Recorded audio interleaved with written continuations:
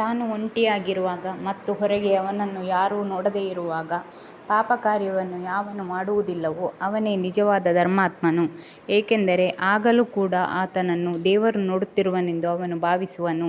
ಒಂದು ಏಕಾಂತವಾದ ಕಾಡಿನಲ್ಲಿ ಯಾರೂ ಇಲ್ಲದೇ ಇರುವಾಗ ಭ್ರಷ್ಟಗೊಳಿಸಲು ಬರುವ ಯುವತಿಯ ಪ್ರೇರಣೆಯನ್ನು ದೇವರು ಇದನ್ನೆಲ್ಲ ನೋಡುತ್ತಿರುವನೆಂದು ತಿಳಿದು ಯಾರು ಒಮ್ಮೆ ಕೂಡ ಅವಳ ಕಡೆಗೆ ಕೆಟ್ಟ ನೋಟವನ್ನು ಬೀರುವುದಿಲ್ಲವೋ ಅವನೇ ನಿಜವಾದ ಭಕ್ತ. ನಿರ್ಜನವಾದ ಯಾರೂ ಇಲ್ಲದ ಮನೆಯಲ್ಲಿ ಚೀಲ ತುಂಬ ಚಿನ್ನ ಸಿಕ್ಕಿದರೂ ಅದನ್ನು ತಾನು ಪಡೆಯಬೇಕೆಂಬ ಆಸೆಯನ್ನು ಯಾವನು ತಡೆಯುವನೋ ಅವನು ನಿಜವಾದ ಭಕ್ತ.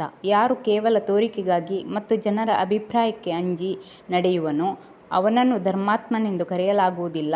ಮೌನವಾಗಿ ಮತ್ತು ಗುಪ್ತವಾಗಿ ಮಾಡುವುದೇ ನಿಜವಾದ ಧರ್ಮ. ಅಹಂಕಾರ ಮತ್ತು ಆಡಂಬರಗಳಿಂದ ಕೂಡಿದ್ದರೆ ಅವೆಲ್ಲ ಮಿಥ್ಯಾಚಾರ, ಒಂದು ನಟನೆ ಅಷ್ಟೇ. ಪ್ರಪಂಚದಲ್ಲಿರಿ, ಆದರೆ ಪ್ರಾಪಂಚಿಕರಾಗಬೇಡಿರಿ. ಹಿಂದಿನವರು ಹೇಳುವಂತೆ ಹಾವಿನ ಮುಂದೆ ಕಪ್ಪೆಯನ್ನು ಕುಣಿಯುವಂತೆ ಮಾಡಿ, ಆದರೆ ಹಾವು ಅದನ್ನು ನುಂಗದಂತೆ ನೋಡಿಕೊಳ್ಳಿ. ನೀರಿನ ಮೇಲೆ ದೋಣಿ ಇರಬಹುದು, ಆದರೆ ದೋಣಿಯೊಳಗೆ ನೀರು ಇರಕೂಡದು. ಸಾಧಕ ಪ್ರಪಂಚದಲ್ಲಿರಬಹುದು, ಆದರೆ ಪ್ರಾಪಂಚಿಕತೆ ಅವನಲ್ಲಿರಕೂಡದು. ನೀವು ಗೃಹಸ್ಥರಾದರೆ ಬಾಧಕವಿಲ್ಲ. ನಿಮ್ಮ ಮನಸ್ಸನ್ನು ದೇವರ ಮೇಲಿಡಬೇಕು. ಒಂದು ಕೈಯಿಂದ ನಿಮ್ಮ ಕೆಲಸವನ್ನು ಮಾಡಿ, ಮತ್ತೊಂದು ಕೈಯಿಂದ ದೇವರ ಪಾದಗಳನ್ನು ಹಿಡಿಯಿರಿ.